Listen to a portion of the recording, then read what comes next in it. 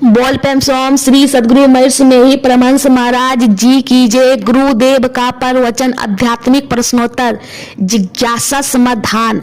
महाराज चरण सिंह जी महाराज के वचनों में प्रश्न, अगर किसी सत्संगी ने कोई खास आंतरिक तरकीब नहीं की हो तो क्या उसे मरते समय ऐसी मामूली सी इच्छा रखनी चाहिए कि उसका अगला जन्म एक सत्संगी परिवार में हो ताकि वह नए जीवन में जल्द ही मार्ग पर आ जाए?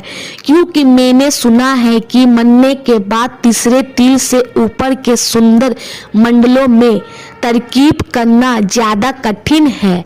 उत्तर, कोई एक छोटी सी इच्छा ही हमें संसार में वापस खींच कर नहीं ला सकती। हमारे अंदर धीरे धीरे कई कामनाएं इकट्ठा होती रहती है, फिर वे इतनी प्रबल हो जाती है और हम उन इच्छाओं से इतने बंध जाते हैं कि वे हमें संसार में वापस खींच कर ला सकती है। लेकिन जब हम अंदर शब्द और नाम से जुड़ जाते हैं तब धीरे धीरे या तो ये इच्छाएं खत्म हो जाती है या फिर किसी न किसी रूप में पूरी हो जाती है या फिर हम मौत के समय तक इन इच्छाओं से ऊपर उठ जाते हैं। अगर हमारा दुनिया से मोह या लगाव है तो चाहे हमने रूहानी तरकीब की हो या नहीं की हो, हमारे अंदर की प्रबल इच्छाएं और हमारा संसार से गहरा मोह हमें खींच कर अपने सतर पर ला सकते हैं। असल में हमारा मोह या लगाव ही हमें वापस संसार में खींच कर ला सकती है, इस संसार में खींच कर ला सकती है। हम इन इच्छाओं और आकर्षणों से तभी मुक्त हो सकते हैं जब हम अपने आप को अपने अंदर शब्द और नाम के साथ जोड़ ले। बिना उस पवित्र शब्द और नाम की मदद के इस संसार से इन सांसारिक इच्छाओं से बचना बहुत ही कठिन है। प्रश्न, मुझे मालूम है कि मेरे सद्गुरु अंग संग रहते हैं, लेकिन मन में यह विचार उठता है कि क्या कोई सत्संगी सड़क पार कर चलते हुए अचानक दुर्घटना का शिकार होकर मर सकता है? उत्तर, यह सत्संगी के अपने कर्मों पर निर्भर करता है। इसका यह अर्थ नहीं कि किसी सत्संगी के साथ कोई दुर्घटना नहीं हो सकती या उसका विमान दुर्घटनाग्रस्त नहीं हो सकता। इसका संबंध सिर्फ उसके कर्मों के साथ, उसके अपने प्रारब्ध के साथ है। जो बीज हम बो चुके हैं उनका फल हमें ही भुगतना होगा। लेकिन सत्संगियों को इस प्रकार का कर्मों का हंसी खुशी से भुगतान करने की ताकत और आत्मबल मिलेगा। वे ऐसे मौके पर अपना धीरज और संतुलन नहीं खोएगा। सतगुरु की दया, मेहर और सहायता सत्संगी को हमेशा मिलती रहती है। लेकिन अगर हमारे प्रारब्ध कर्म ऐसे है तो उन कर्मों का हिसाब तो चुकाना ही पड़ेगा। प्रश्न, अगर सुमिरन करते समय शब्द सुनाई देने लगे तो क्या यह जरूरी है कि सुमिरन के आसन को छोड़कर भजन का आसन अपना लिया जाए? उत्तर, रूहानी अभ्यास की दृष्टि से आसन का इतना अधिक महत्व नहीं है। आमतौर पर स्वास्थ्य की दृष्टि से आसनों का महत्व है या फिर इसलिए कि भजन सुमिरन के समय हमें नींद ना आ जाए। आपको जो भी आसन सुविधाजनक लगे अपना सकते हैं। हम भारतवासियों को पालथी लगाकर बैठने की आदत है, इसलिए यह आसन हमारे लिए आसन है। इस बात की कोई पाबंदी नहीं कि आप पश्चिम देशवासी भी यह आसन अपनाएं।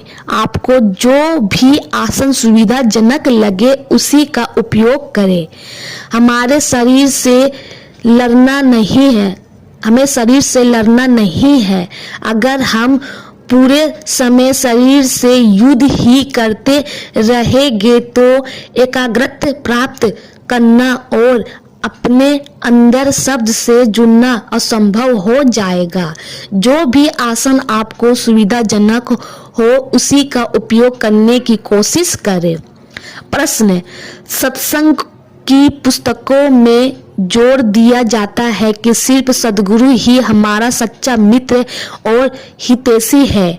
अगर इस बात को पूरी तरह मान ले तो हम दुनिया में अन्य लोगों से, चाहे वे सत्संगी ही क्यों ना हो, कैसे मित्रता कर सकते हैं। उत्तर, हमारा इस दुनिया में सबके साथ कर्मों का संबंध है, लेकिन यह संबंध तभी तक रहता है जब तक हम जीवित हैं। शरीर का साथ छूट जाने के बाद हमारे साथ कुछ नहीं जाएगा।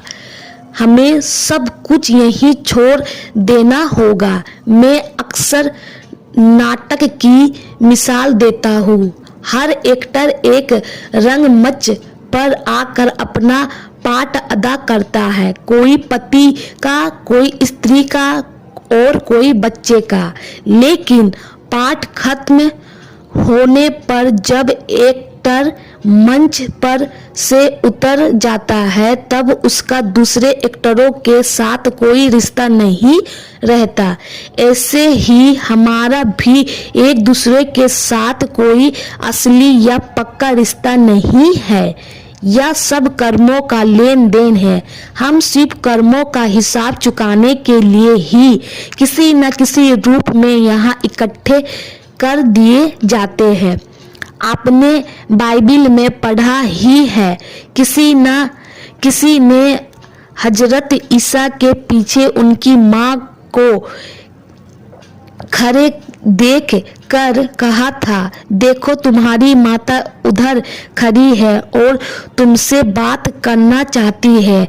तब ईसा का जवाब था, कैसी माँ और कैसा भाई? मेरे ना कोई माँ है, ना भाई है, ना ही कोई रिश्तेदार। जो भी है मेरे परम पिता की इच्छा या मौज में रहते हैं, वे ही मेरे असली संबंधी है।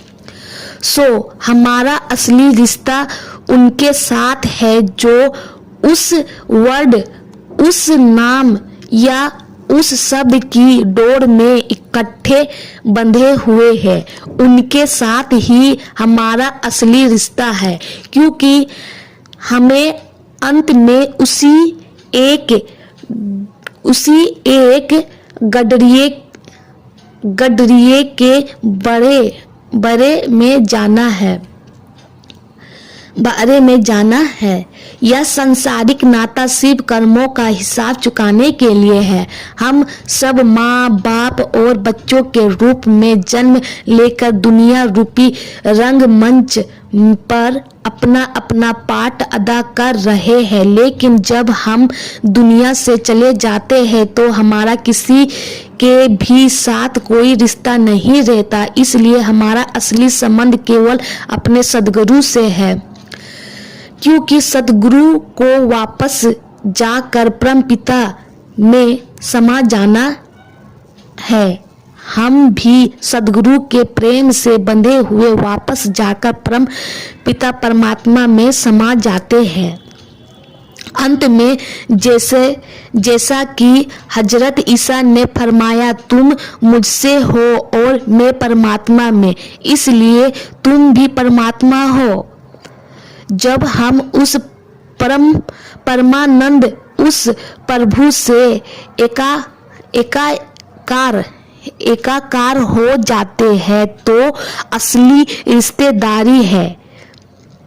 सांसारिक संबंध तो सिर्फ कर्मों का हिसाब किताब चुकाने के लिए है। प्रश्न, जब हम परमात्मा की मर्जी के बिना कुछ नहीं कर सकते तो हम कर्मों का कानून किस लिए लागू किया जाता है? उत्तर, शुरू में तो बेशक हमारी कोई मर्जी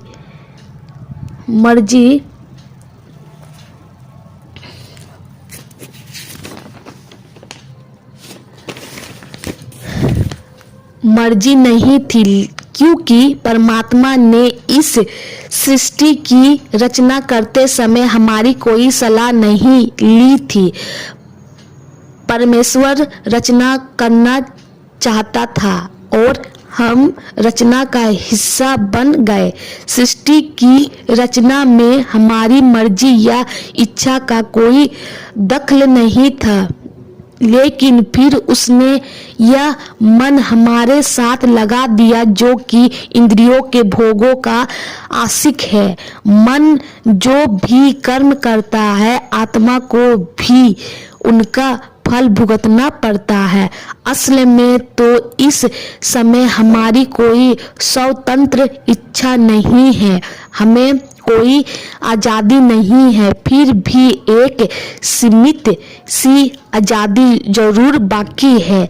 हम जो बीज पहले बो चुके हैं उन्हीं की फसल काट रहे हैं, और जो बीज अब बो रहे हैं वह अगले जन्म में हमारा प्रारब्ध या भविष्य बनेगा।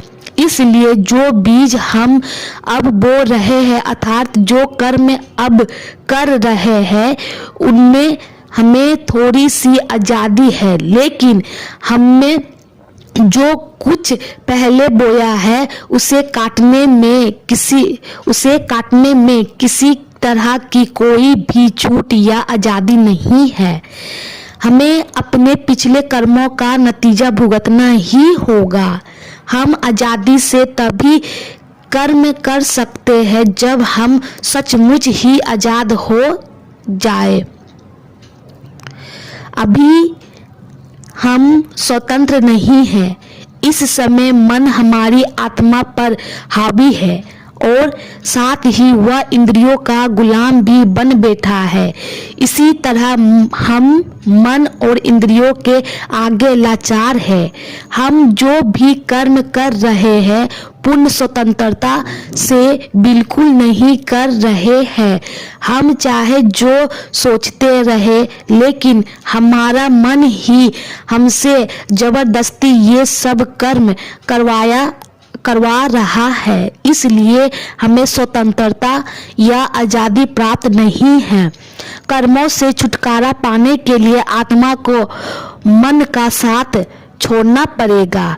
जब आत्मा मन के पंजे से आज़ाद हो जाएगी तब हम जो कुछ करेंगे स्वतंत्रता पूर्वक अपनी इच्छा से करेंगे। इस समय तो हम आगे के लिए बीज बोते जा रहे हैं और जो कुछ पहले बो चुके हैं उसका फल भोगने के लिए मजबूर है। जहाँ तक हमारे प्रारब्ध का सवाल है उसे हमें भोगना ही पड़ता है, लेकिन हम नए कर्म करने की एक सीमित स्वतंत्रता प्राप्त है, सो हम नए बीज बोने से बच सकते हैं। लेकिन इस समय यह जान पाना बहुत मुश्किल है कि हम कोई नया बीज बो रहे हैं या नहीं। इसलिए कहा जाता है कि हमारी कर्म करने की स्वतंत्रता कई बातों पर निर्भर है। हमारी यह स्वतंत्रता बहुत सीमित है। हम यह नहीं कह सकते कि हमारी इच्छा पूरी तरह स्वतंत्र है, क्योंकि हम जो कुछ भी करते हैं वह उस वातावरण पर जिसमें हम फले हैं, हमारी परंपरा पर, हमारे पुश्तैनी संस्कारों पर, हमारी शिक्षा आदि पर निर्भर करता है। कई कारणों इकट्ठा हो जाते हैं जिनकी वजह से हम कोई खास कर्म करने के लिए मजबूर हो जाते हैं। इन अनेक इन अनेक प्रभावों के अधीन आज हम कर्म कर रहे हैं। हम सोचते हैं कि हम स्वतंत्र हैं, पर असल में हम स्वतंत्र नहीं, क्योंकि हमारे मन पर बहुत से संस्कारों और संबंधों का प्रभाव है और हमारा मन उन्हीं के प्रभाव में काम करता है। इसलिए हजरत ईसा ने कहा है कि शरीर के बाल भी गिने हुए हैं। हमें तो इतनी भी छूट नहीं है कि यह तय कर पाए कि हमारे 5 बाल भी कम या ज़्यादा हो, वे भी गिनती के होते हैं। हर छोटी सी छोटी बात तक किसी हिसाब के मुताबिक होती है। इसलिए हम भाग्य के हाथ की कठपुतलियां हैं। फिर भी इस भाग्य का या प्रारब्ध को बनाने वाले हम खुद ही हैं। हमने वही कर्म किए हैं जिनके द्वारा हमारा प्रारब्ध बना है। शतरंज के खेल में सिर्फ हमारी पहली चाल अपनी मर्जी से चली जाती है, बाद की सारी चालें पहली के मुताबिक होती है। इसी तरह हम भी शुरू में तो अपनी इच्छा अनुसार कर्म करने के लिए आजाद थे, लेकिन अब हम अपने किए हुए कर्मों का फल भोगने के लिए मजबूर है। इसलिए संत हमें कर्मों से ऊपर उठने की सलाह देते हैं, और हम कर्मों से ऊपर तभी उठ सकते हैं जब हम अंदर उस पवित्र नाम या शब्द से जुड़ जाए।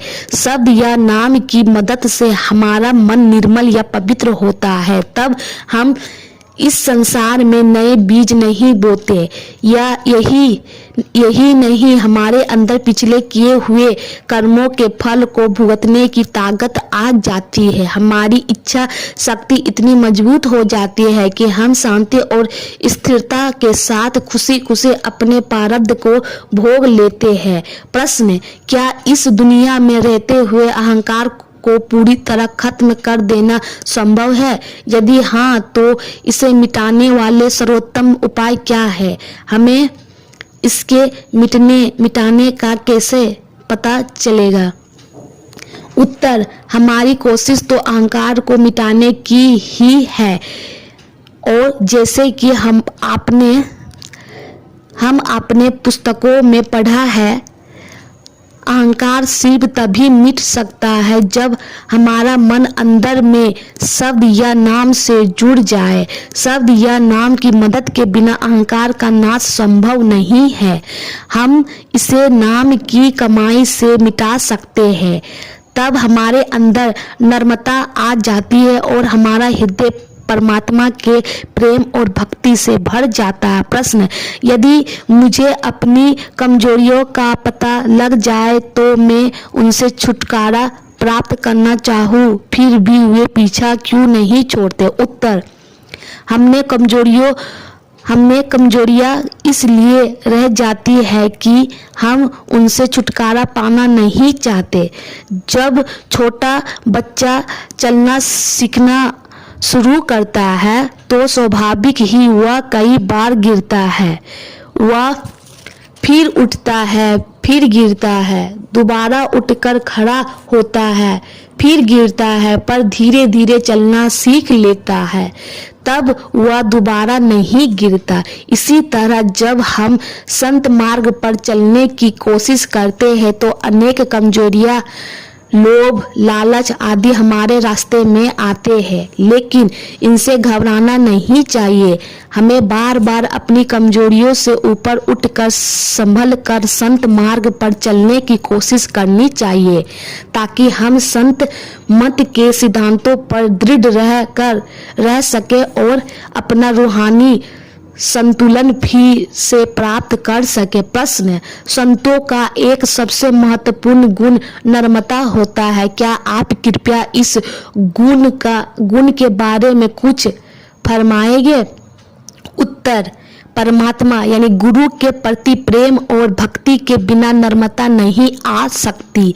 हम तभी नर्म होते हैं जब हम सोचते हैं कि और सब हमसे श्रेष्ठ है, बेहतर है, और हम औरों से अपने से अच्छा और उत्तम तब मानते हैं जब हमें सब में उसी एक प्रभु का जलवा या प्रकाश दिखाई देने लगता है। वह परमात्मा यानी गुरु ही सब में ऊंचा है, वही बादशाहों का बादशाह है, सर्वशक्तिमान है। इसलिए जब हमें सब में परमात्मा नजर आने लगता है तो वह स्वाभाविक ही हम सबके प्रति नर्म हो जाता है।